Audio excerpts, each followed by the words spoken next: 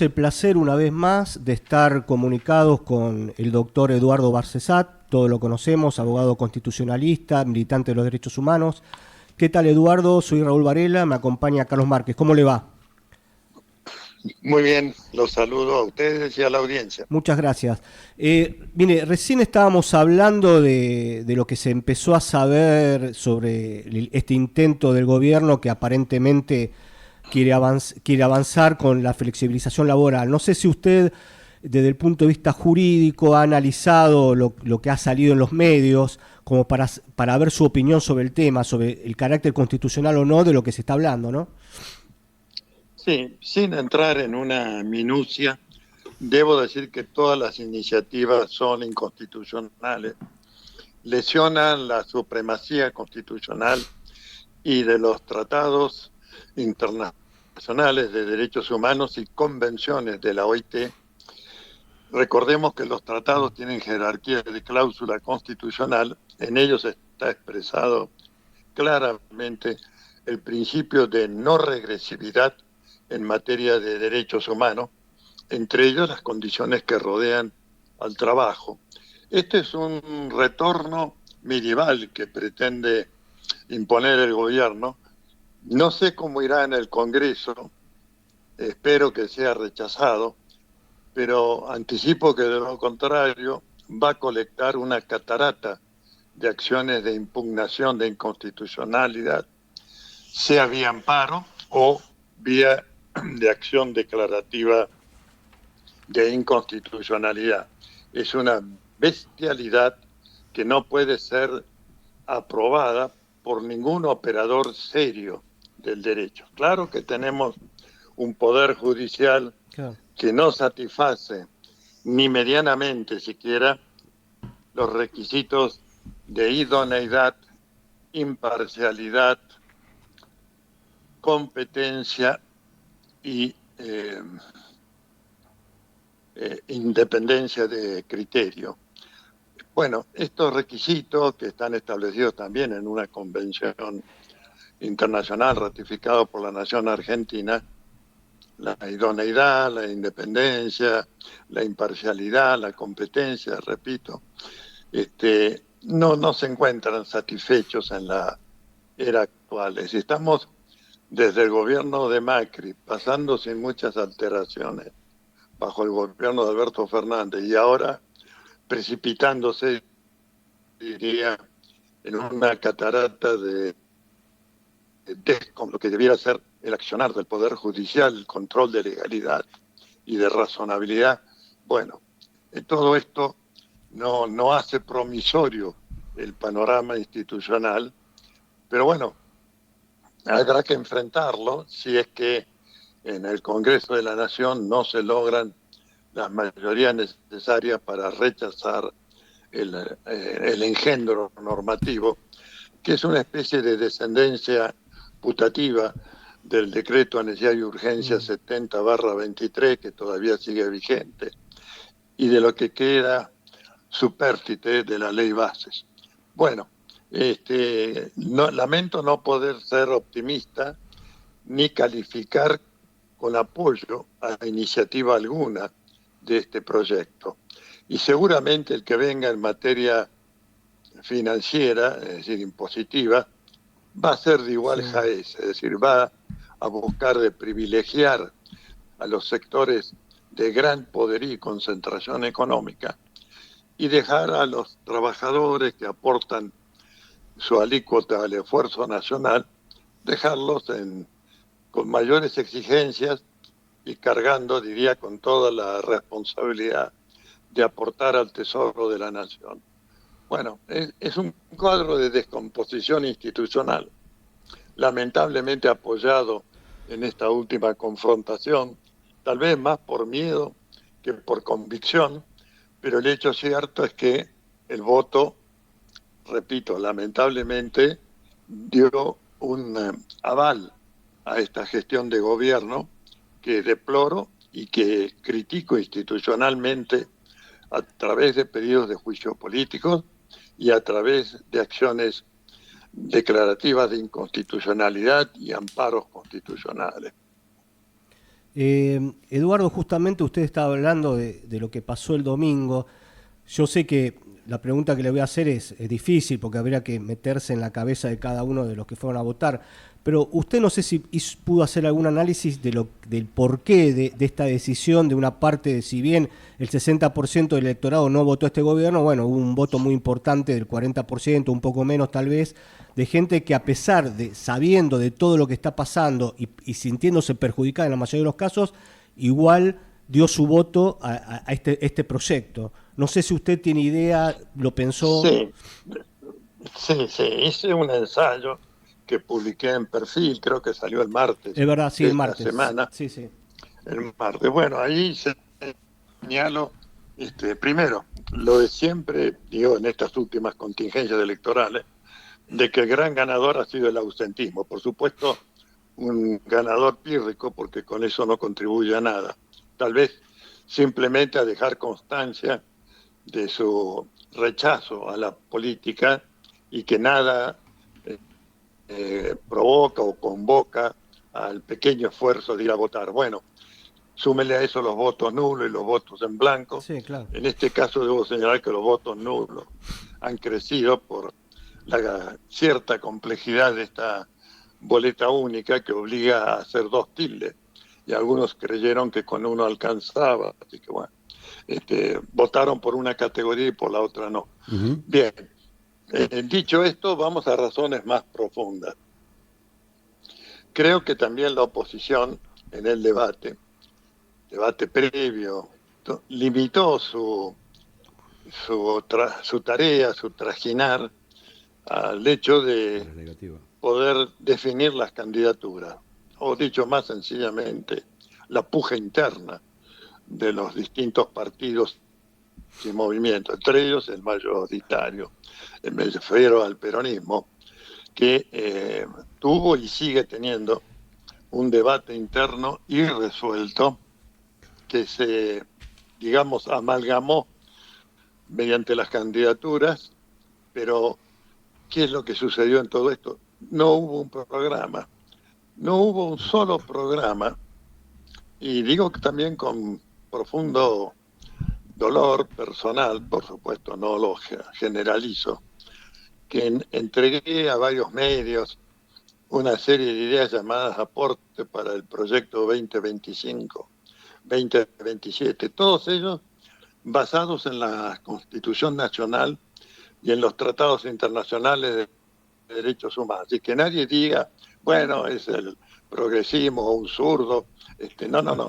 Todo estaba en la óptica y con el respaldo, nada menos que de la ley fundamental de la nación, la Constitución y los tratados internacionales de derechos humanos. Abordando desde 3 consignas que yo creo que es lo mejor que expresa la doctrina del justicialismo, que son soberanía política, independencia económica y justicia social. Bueno, no he recibido, bueno, no digo que nadie publicó nada porque ya hasta me da vergüenza decirlo. Nadie lo publicó, nadie me dio una respuesta, solamente algunos amigos, por supuesto, generosos, reconocieron el esfuerzo. Pero de ahí a divulgación pública o debate público o que me hubieran convocado para algo en el Congreso, que muchas veces me convocan, bueno, de eso, nada. Y lo otro que lamenté era la pobreza de la consigna, que no es un programa.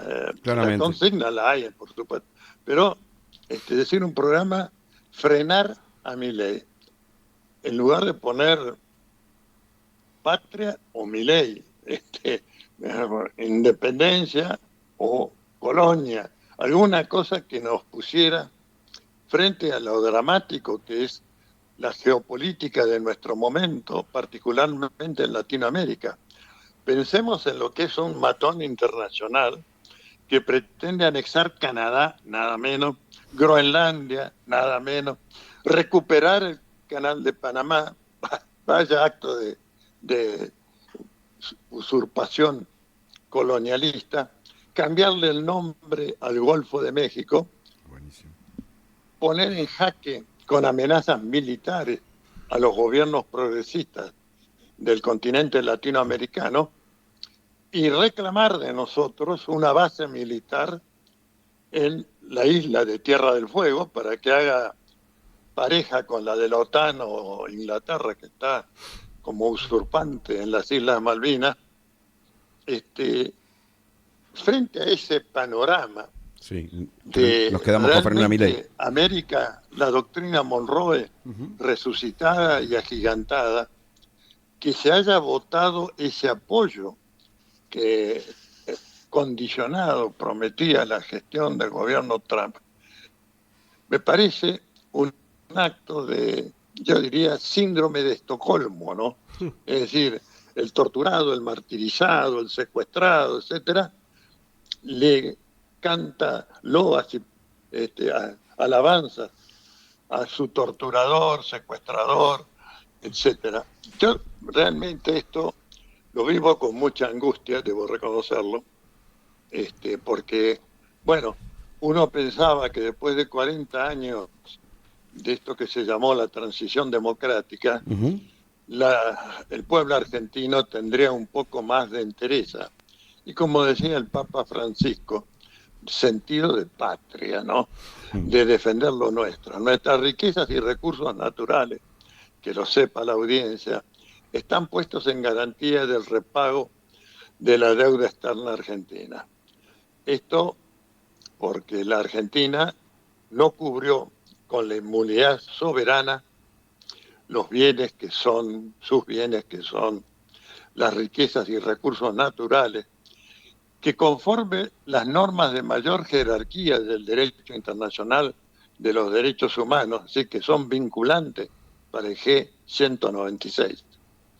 Artículo primero, punto 2, de ambos pactos, el de derechos civiles y políticos y el de derechos económicos, sociales y culturales, para darle énfasis, no porque lo hicieron con carbónico, y que proclaman el derecho de libre o autodeterminación de los pueblos, su derecho a la independencia económica y, lo que es más relevante para lo que estamos hablando, la titularidad de los pueblos, no de los estados, no de los gobiernos, sí de los pueblos, sobre el conjunto de las riquezas y recursos naturales existentes en su territorio, cláusula que se prolonga particularmente en el Pacto de Derechos Económicos, Sociales y Culturales, estableciendo que nada de lo allí dicho puede ser retrocedido por política económica alguna, o puede poner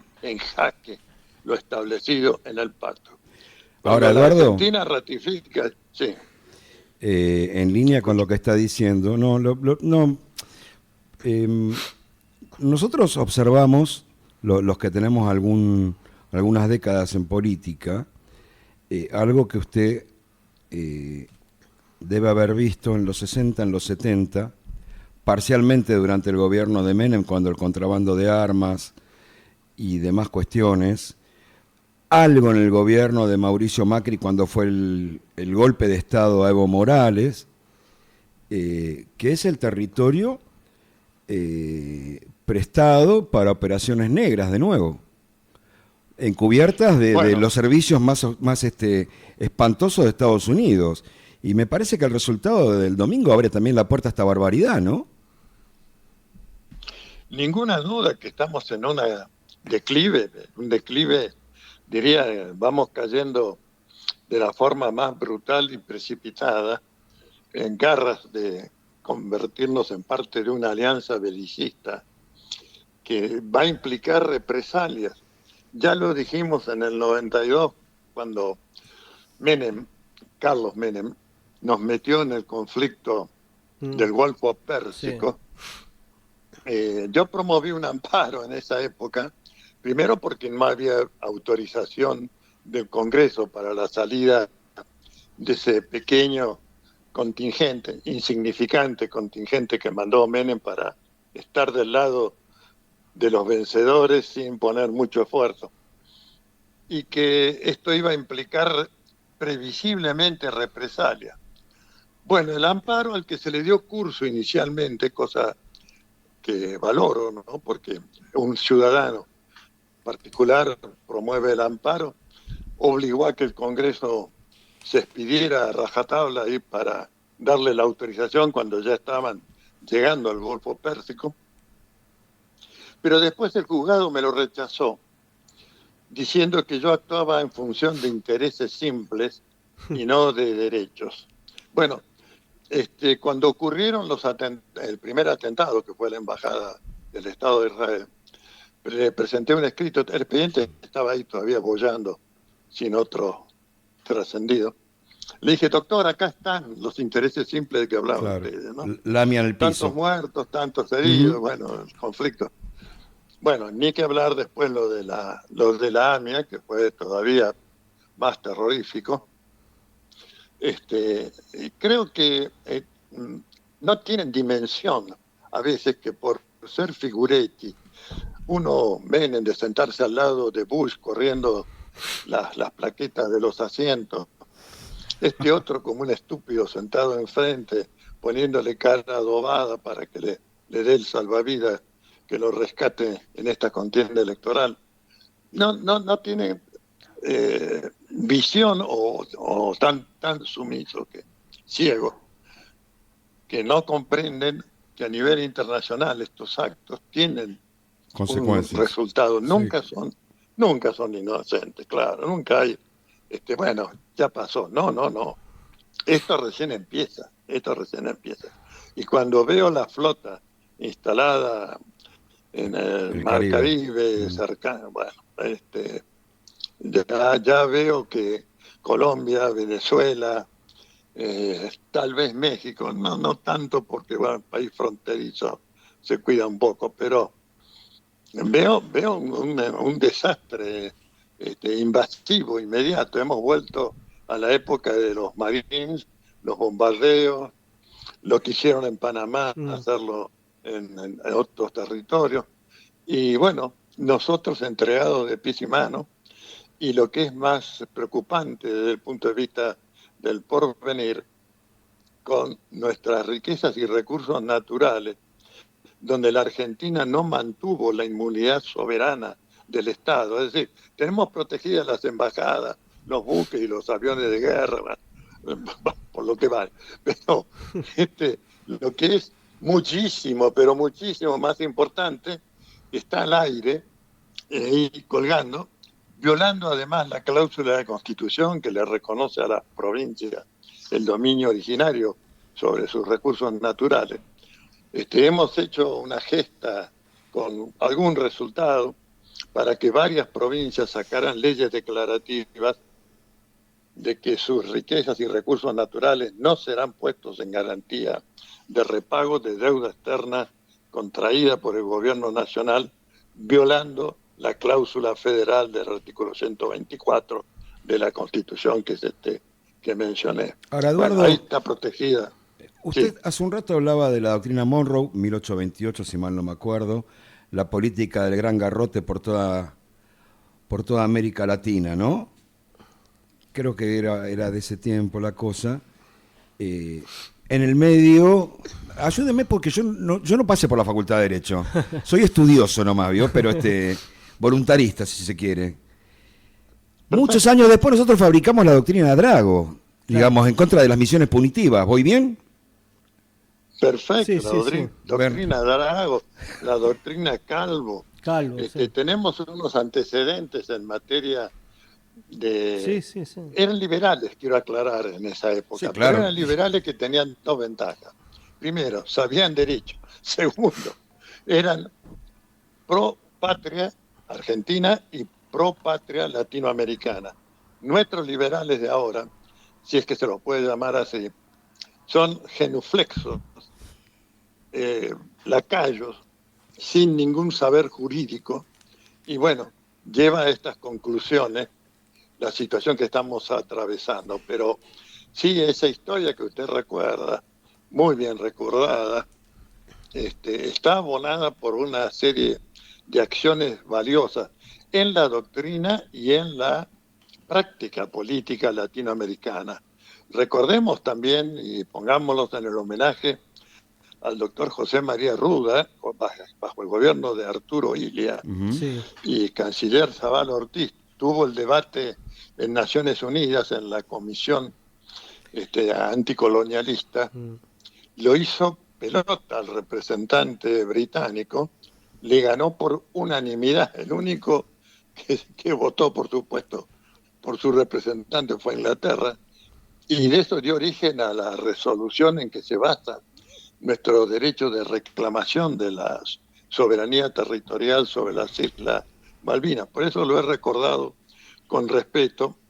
Aclaro también que era un liberal, pero también de esos liberales que saben derecho y que tienen un sentido patriota a nivel Pero está bien, Eduardo, le digo, argentino. usted es lo que a mí me gusta considerar un intelectual pesado. Uno puede estar en la antípoda en determinadas posturas de un tipo como Eduardo Mallea, lo que no puede negar que el tipo amaba esta tierra. Bueno, por supuesto que hay que respetar y que en estas contiendas de gran importancia diplomática han sabido hacer prevalecer la regla de derecho por sobre la violencia. Y esto en un mundo agitado por diversas guerras y que tiene una amenaza, multiamenaza diría en este momento, de desembocar otra vez en conflictos de violencia armada. Bueno, hay que venerar a aquellos que hicieron su esfuerzo y que debemos prolongar y hacer nuestro y multiplicarlo para preservar nuestra soberanía política. Y aquí aclaro que cuando hablo de soberanía política no solamente hablo de la soberanía territorial, No, que está ya de claro. por sí da indicación a muchísimos reclamos. Por ejemplo, hay que anular, rechazar los convenios, los pactos Madrid 1, Madrid 2, por los que entregamos incondicionalmente al Reino Unido y Gran Bretaña, Forador y Duncan, Sí, sí. la Midoso.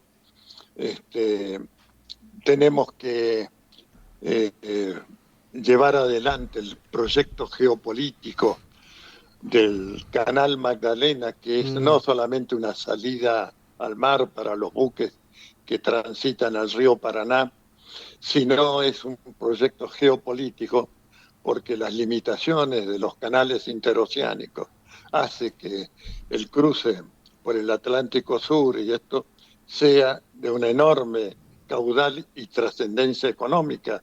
Además, para las provincias limítrofes les haría un aporte al desarrollo económico Ujú. patagónico fundamental. Bueno, todas estas cosas son ya de por sí muy importantes en la territorialidad.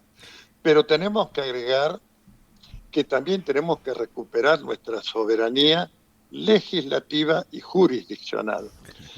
Todos entendemos la jurisdiccional porque sabemos que los contratos más importantes que deben cumplirse en territorio de la nación argentina están sometidos a ley y jurisdicción extranjera. Una Así es, locura. sí, sí. Pero a eso debemos agregarle, por la experiencia que colecté cuando fui consultor jurídico externo de la Procuración del Tesoro y litigué ante el Tribunal Ciali y otros tribunales arbitrales, que ningún tribunal de esta naturaleza aplica la ley argentina, además de no conocerla, por supuesto. Pero es decir, es tal el grado de entrega y sumisión.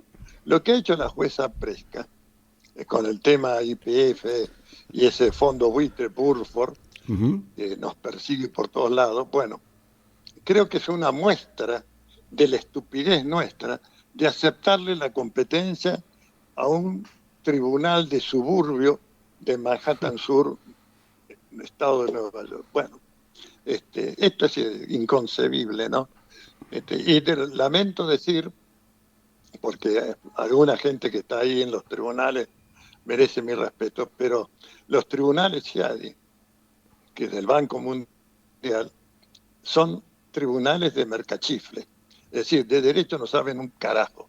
De lo que saben es de hacer planillas Excel con escenarios contrafácticos de ganancias que podrían haber ganado las empresas si no hubiera pasado esto, si no hubiera pasado lo otro. Bueno, conseguir un fallo favorable ahí es casi una misión imposible. Lo hemos logrado en algunos casos, o que retiraran sus reclamaciones en el periodo que asistía a la Procuración del Tesoro. Pero hay casos infamantes, como es el de Marzans, Aerolíneas Argentinas, donde si bien redujeron brutalmente lo que reclamaba ese elenco de delincuentes del grupo Ercomet Marzans, que era en número redondo $2.500 millones, nos condenaron por $300, pero era un absurdo jurídico que hubiera condena en esto, ¿no? Y eso me subleva. Ahora, me subleva porque... Ahora, Eduardo, digo, y con esto le voy a pedir primero agradecerle el tiempo, pero una reflexión hacia adelante, porque yo digo, ¿no? ¿Por qué llegamos a una situación de... Esto es decadencia finalmente, digo, más allá de que le podemos meter todos los adjetivos que querramos. Cipayos, entreguistas, regalados, brutos, malas personas, delincuentes, está todo en la misma bolsa. ¿Cómo llegamos acá y cómo estamos en el porcentaje? A mí me gusta hablar de porcentajes, quizá por una deformación. Digo, miren muchachos, la política tiene un porcentaje de intereses y un porcentaje de patria. Cuando se invierte y supera el porcentaje de intereses a personales o de grupos de facción, al interés sobre la patria o sobre el pueblo que tiene que legislar y tiene que administrar, se arruina la historia. Y estamos en un momento de ruina histórica. ¿Qué piensa que debiera pasarnos o que nos podría pasar o cómo habría que encararlo? Porque la verdad que preocupa. Yo le decía algo, no le quiero arruinar la mañana, Eduardo, pero yo vivo en esta ciudad de Buenos Aires donde uno de cada 2 personas acaban de votar por Patricia Bullrich. Es temible. Bueno, yo también vivo. Bueno. Yo también vivo acá. Y quieran creerme de que he llevado adelante toda acción posible contra ella, ya con el tema de Santiago Maldonado. Bueno, lo que pienso es que tenemos una dirigencia del movimiento obrero centralizado, mayoritario, realmente penosa, diría, ¿no? El silencio en toda esta etapa, su apartamento, su apatía.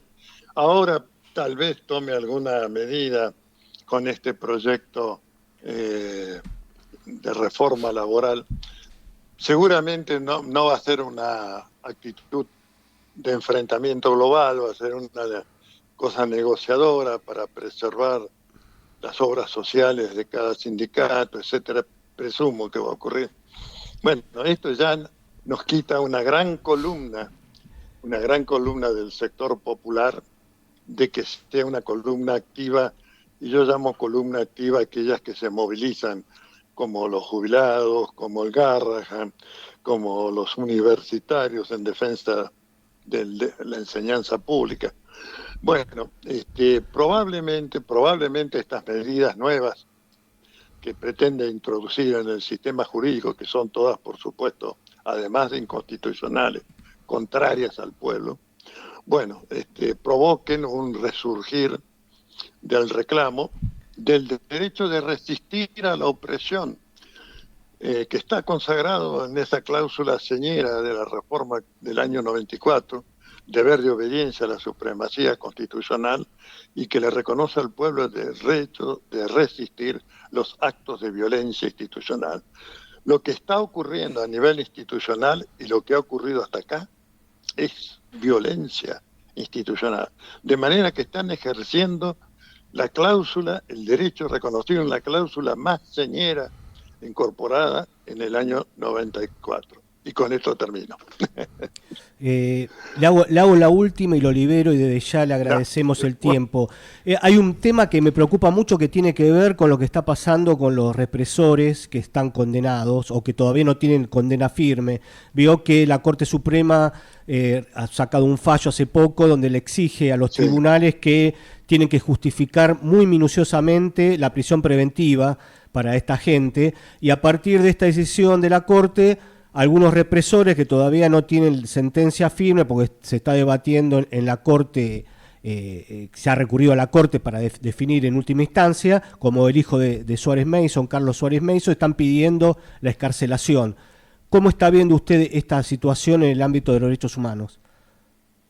Bueno, hay dos cosas que debo decir. Primero, desde el punto de vista normativo, todo beneficio procesal a favor de responsables de crímenes de lesa humanidad es inviable. Claro. Esto es a nivel internacional, normativo, es así.